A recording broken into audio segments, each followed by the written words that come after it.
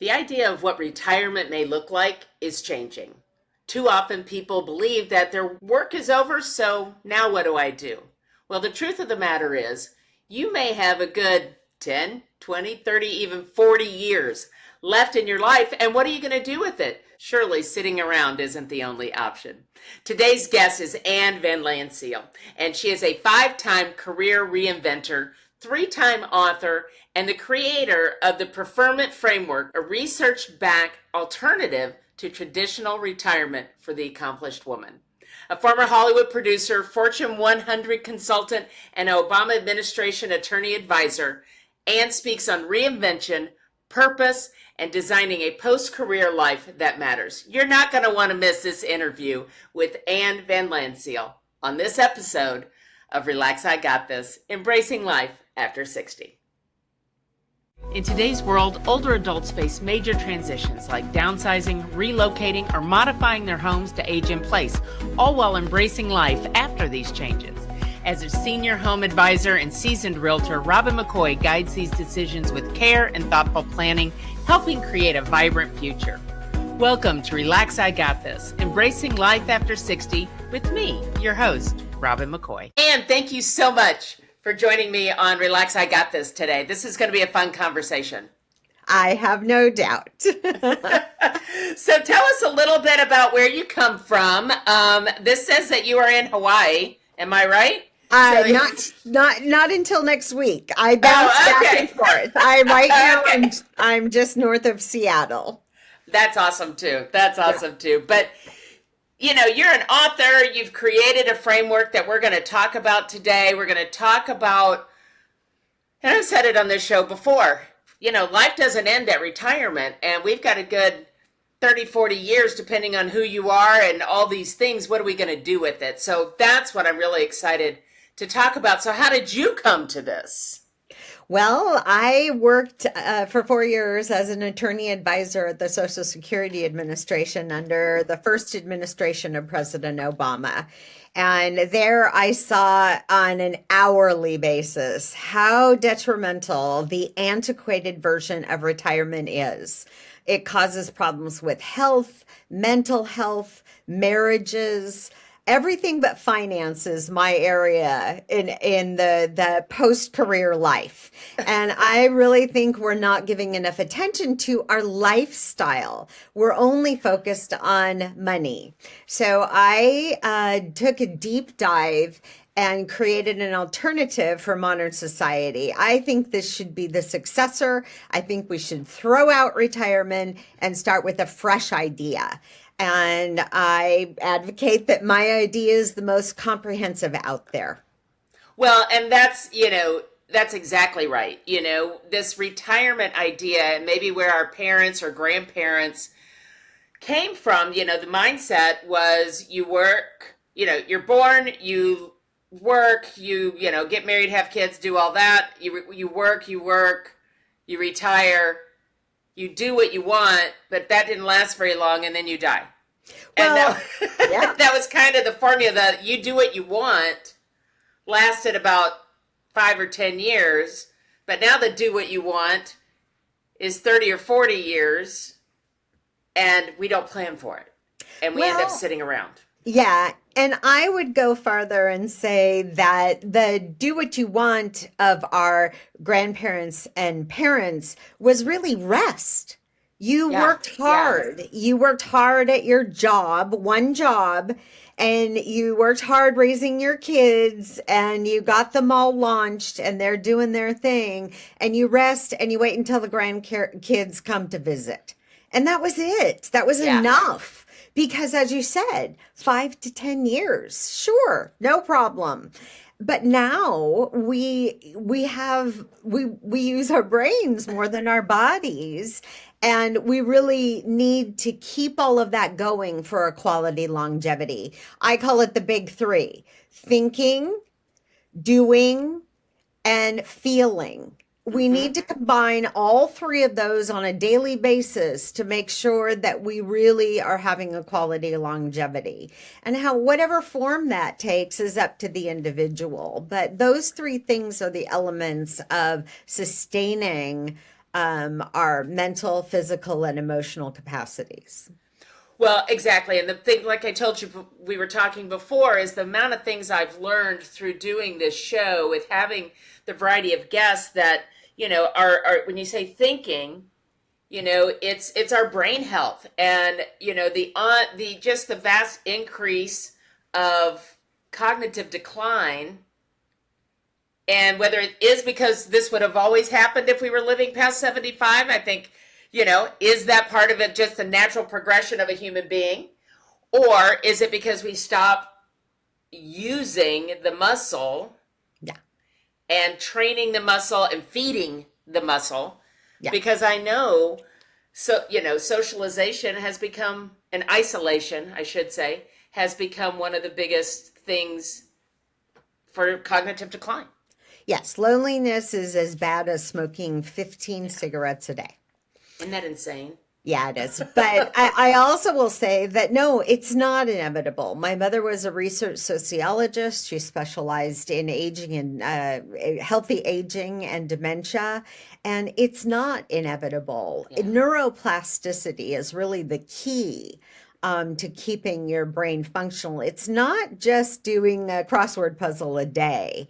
It's really being able to process and use knowledge.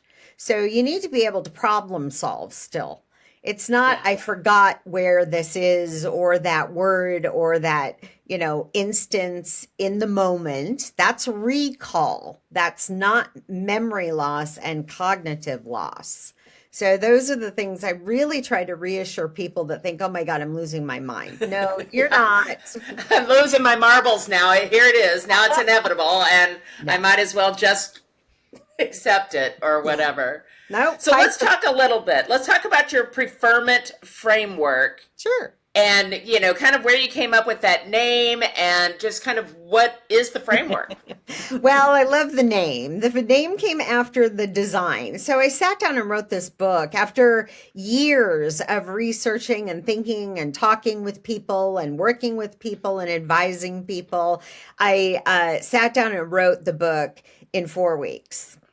And it really just came out of me as a workbook that's kind of, I cutely designed it like our elementary school workbooks where you write in the book, you fill things out, you mark a sliding scale, you give numbers to things. There's even a Cosmos style quiz to decide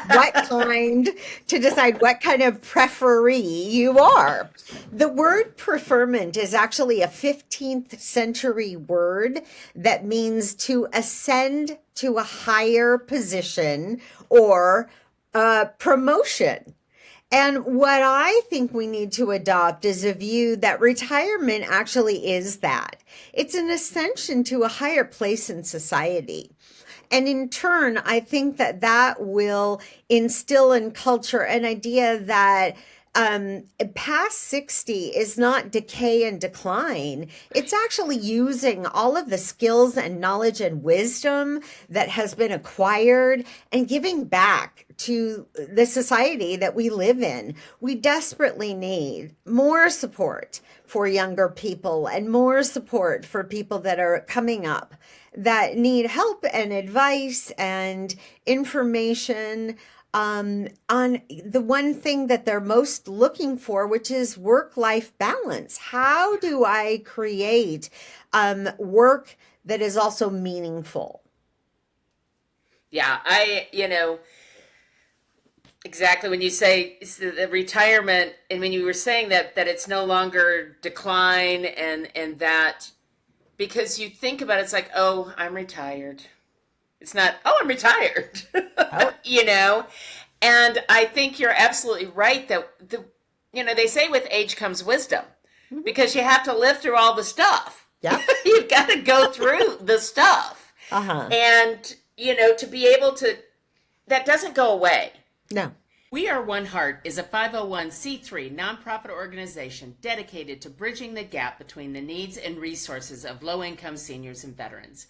Rooted in compassion and love, our mission is to provide housing, living assistance, and access to critical resources that ensure dignity and support for the elderly in underserved communities. At the heart of We Are One Heart's work is the belief that every individual shares a common humanity, a heart connected through love and care. We are committed to creating a future that honors those who have shaped the past by offering programs and services that enhance their quality of life. For more information or to donate, visit wa1h.org. That's wa1h.org. And people will say, I'll hear people, retired folks say, well, I'm retired. I was a teacher. Yep. I'm retired. I was a nurse. You're still a teacher. You're still a nurse. Yep. You may not be going to work and working at the bedside, but that doesn't take away the knowledge that you have as a nurse. Yeah. And part of the shift that you're talking about, I expand on and teach people. I have them practice. So great examples that you gave. I was a teacher. No, you're an educator. You know how to enlighten people on different ways of thinking and doing things. I was a nurse. You are a healer. You are a caregiver. You are a support person in troubled times. All of those things are desperately needed in our world today. They very much are. They very much are. And it's, it's making sure, because it goes back to the, the isolation and the feeling you talked about. That was one of your three things, is feeling useful and feeling still a part of the world, not just waiting for your grandkids to come visit. Yeah. And I talk about relevance. You need to keep yourself relevant in this complex world. And in fact, I would love to offer your viewers a little freebie at the end of in the episode notes. And it's 30 days to more joy. And it really is tiny little things that are daily suggestions for 30 days for you to try to connect with more people, to be more engaged in the world in ways that you don't have to go out. It's not a major undertaking. It's little habits or little things that you can experiment with on a daily basis that connect you more to the current world. I love that, because I do a talk once a month at the Senior Community Center in my town, right? And we talk about all kinds of things, from making sure your estate plan is in place to how do you get rid of all the junk in your house, but to how to continue to feel relevant. Yeah. And where can you go out into the community and serve? Were you a CPA? Can you help maybe a small business owner with their taxes? Yes. And that also keeps your brain cooking. Yep. And those neural pathways firing. Exactly. Now you're having a relationship. Yes. You see, the grandparents that even go to the elementary school. Yep. And now they're working in the elementary school as the mentor or the grandparent. Or playground monitor, yes. or, any all of those sorts of things. Yes, exactly. And it doesn't have to be a all or nothing proposition. I went for one summer for 2 hours a day to a lunch program following summer school. So it was in between the morning summer school and the afternoon summer school.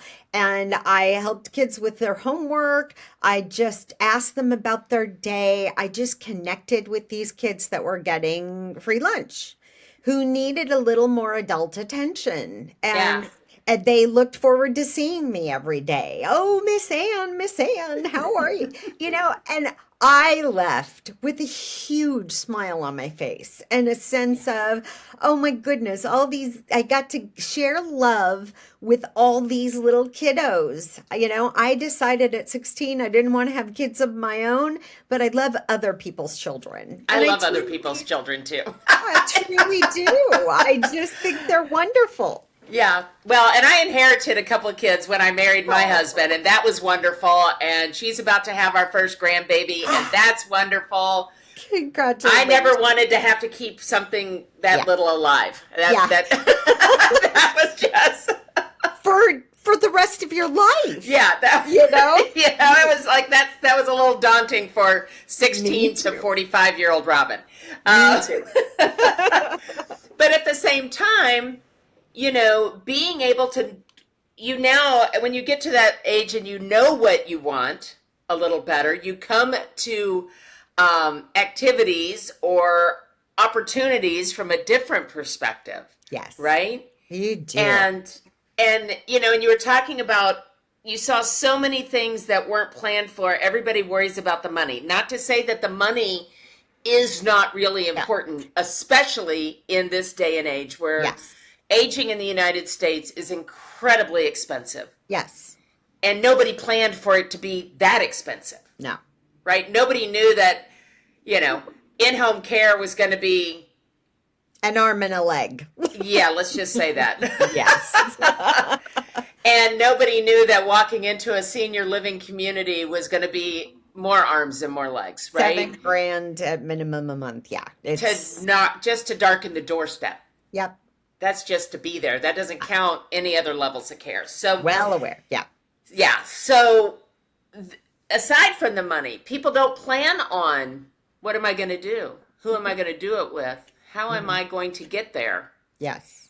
And when some of those things go away, that's where the isolation comes in, and that's where lack of nutrition, and then all of that culminates into a bad place. Well, earlier death, quite frankly. You know, we have to be real that mortality is a thing. Nobody's and getting out alive. We're That's what we know. yes, we do. But going at that in a more candid and open way really is the best gift you can give the loved ones in your life. Is being candid, being open, having that conversation more than once. Don't just have the conversation, yes, I'm getting older. Once. You need to have it every couple years and update the status. And you talked about decluttering or downsizing, and I've written several articles on that because it is a daunting thing, and the easiest solution is pick the things that are essential to you and let go of the rest. Your china doesn't matter unless it matters.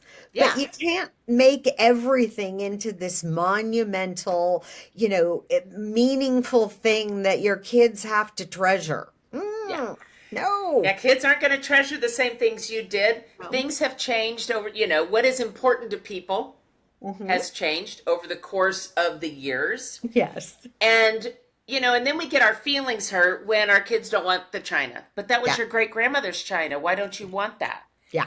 And these are just things. And if you loved the china, it's stuff. Then keep the teacup.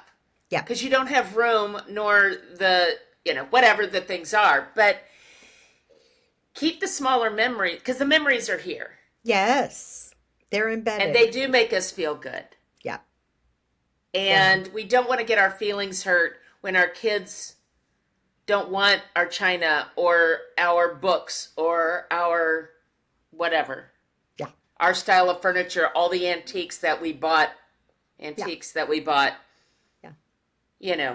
That made us feel good. But now we can't, my brain is all scrambled right now. But if you're going to move into something smaller, because that's the lifestyle you want, this is where I'm trying to get to, right? I live at 4,500 square feet. I live here by myself or with my spouse. I can't get past all the stuff so that I can go live in something smaller. I'm not talking necessarily senior communities. I'm just saying down to one floor, and that is more lock and leave, so you can go get on a cruise ship if you want to. Exactly. That's what I'm talking about. You don't have to be tied to this stuff and this place, and then you start feeling overwhelmed, and you start feeling unhappy, and you start feeling resentful because of all this other stuff. And that's part of the retirement thought process too. And when you say, talk about it, and talk about it loudly, more than once. Yeah. Yeah. It's wonderful that you have that insight. Well, again, I saw my mom. She was, she turned 90 on the 1st of July. Congratulations. And unfortunately, today she is bedridden. And a lot of that came from a very sedentary lifestyle. She was a secretary, executive secretary her whole life, so she sat her whole career. And then she retired and sat down. Mhm. And she always said, I'm not a joiner. I'm not a joiner. I'm not a joiner. Well, she never got out and did anything. She never walked. She never exercised. And so today is the result of that. Mhm. Cognitively, she's pretty good. For 90 years old, she doesn't have any cognitive issues. She's got mobility issues. So all these things that you're saying, you know, the three, Yeah. all lead to these things. Yeah. Well, and there are some wonderful opportunities for people that are bedridden even to volunteer online. There are some amazing individual projects when you can help catalog items for the Smithsonian Museum. Oh, You wow. can proofread ebooks. There's a project to digitize a lot of ancient writings or older writings. And somebody has to go through and flag problems so that someone else can correct them. Those are things that you can do by yourself at your home, in your bed. Downsizing doesn't have to feel like a loss. It can feel like freedom. I'm Robin McCoy, and every month I host a free webinar called The Gentle Transition, Downsizing with Peace, Purpose, and Dignity. Whether you're planning your own move or helping a parent through one, this webinar walks you through the process in a way that's calm, human, and full of hope. Registration is free. Just click the link in the show notes, and I'll see you there. And so there are amazing options today for every lifestyle and every personality type. You just have to want it. You have to want to actually find something that gets you excited and I, engaged. I think that's pretty fascinating. I didn't even think about things like that. Yeah. Like you said, cataloging things for a museum or any of those proofreading. Then you still get to read all the things Yes. you want to read. Yeah. And, so it's not an all or nothing. I like how you said that. It's not Yeah, all or nothing. adaptation is a key facet in preferment, really planning and practicing to adapt. I worked with a man who was an avid bicyclist, and he just gave up because he couldn't keep up with his biking group. And that was his love, was his biking group. And I said, hey, let's find 6 solutions that either keep you in your biking group or give you other alternatives to enjoy bicycling with the people that you also like. And we did. I mean, tandem biking with his granddaughter, getting an e-bike so he could keep up with his biking group. He didn't have to lose the social and the outdoor and the physical. I mean, e-bikes aren't like a motorbike. You still pedal. Yeah, you still got to do that. I've done that. You just get assist on the hills or when you're feeling tired. I mean, there are so many solutions to problems that people never dig into. And what my book and my course really teach people are, let's practice these things before you need them. Let's document all of the alternatives to things that you have in your life right now as you decline in different ways. How do you still engage in things that you're passionate about? Geology. One of my gals remembered she was going through mementos from summer camp and remembered that one of her counselors at the time was studying geology. And she was fascinated, but she was, a kid and Yeah. then went to college and never studied geology because it wasn't in her major. And so she came back to it. And now she and her husband go traveling to sites all over the country where there are fascinating rock formations. And, you just need to understand how. As an attorney, I am trained to research. We learn in law school how to research things and how to do these things. So again, I'm using a collective set of my skills to teach other people how to be more effective in taking control of the full depth and breadth of a new structure. Because structure is what you lose when you stop your career. I love all of that. I love all of that because we all laid things down in an interest at some point in our life, whether it was when we were a kid at camp or a teenager in high school or 20, in college. And then life just starts lifing, right? And while you're not going to have a career as a geologist, it doesn't mean you're any less interested in it, right? Yeah, Or, yeah. I love here, let's find six things. Six things. Six isn't very many. Yep. And so it starts to open your mind up Yep. to possibilities. What are Yes. six things if, I used to love pottery. All right, Yeah. what about taking a pottery class? Yep. I think one of the things too that hurts us is in this current environment, we think any hobby has to be monetized. Yeah. Well, if you're going to write that, you need to have it published. If you're going to make that, you need to be able to sell it. If you're going to paint that, and we have this monetization, and maybe that monetization is just our own joy and satisfaction. Well, you opened a can of worms with me Uh-oh. because I have 4 degrees, and when people equate only money with achievement instead of progress or intellectual satisfaction or physical satisfaction or emotional satisfaction, there are many ways to define success besides money. And I think we all need to take a step back and appreciate those values. And values is the first chapter of my book. And it's funny you should say pottery, because a woman that was a high level tech executive and then moved into high level consulting for tech companies, said, I read the first chapter of your book and it changed my life. And it was pottery. She had never tried it. And she tried it once and she said, it's so everything. You physically have this sensation. You emotionally have highs and lows as things are successful or they fall over or they collapse. And you have to think about your next move and how you're shaping this lump of clay.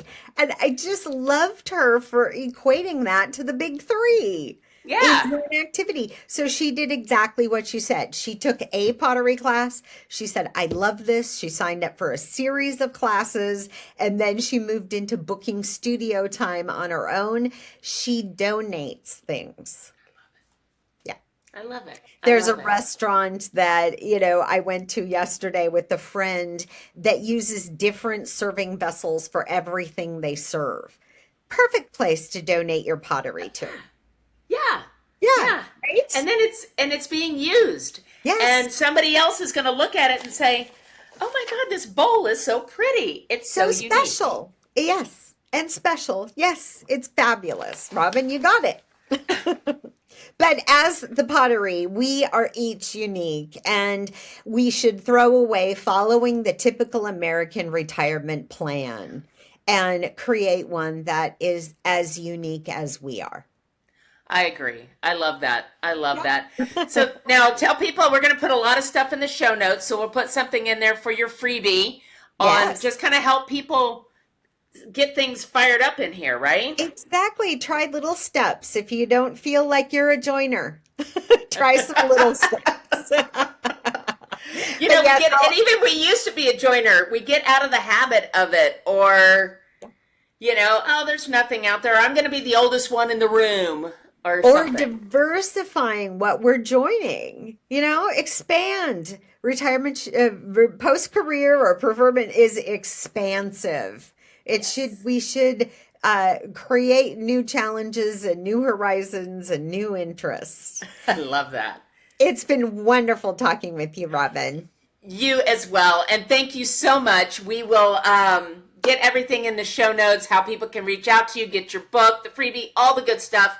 And thank you so much for giving us a different look on after retirement, which is I can't say it now. Preferment. You got it. I've been a little tongue-tied today. This is You're doing great. All right. Well, thank you too for joining us on another episode of Relax, I Got This, Embracing Life After 60, and we'll see you next time. Thank you so much for spending part of your day with me. I know you have plenty of choices for your ears, and I'm honored you chose Relax, I Got This, Embracing Life After 60. If today's episode sparked a question, a story, or even a strong opinion, I want to hear it. Find me on Facebook, Instagram, or LinkedIn. You can even email me directly at robin@relaxigotthis.com. And yes, I actually read them, and I actually reply. And if you're looking for more tools, guides, and resources to help you keep embracing life after 60, head over to relaxigotthis.com/resources. It's all there waiting for you when you need it. Until next time, take a deep breath and remember, you've got this. And if you ever feel like you don't, well, that's why I'm here. Relax. I got this.